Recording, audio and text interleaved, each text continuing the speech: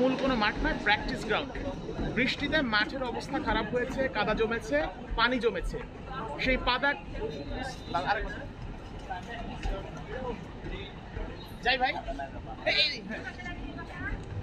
যাবো।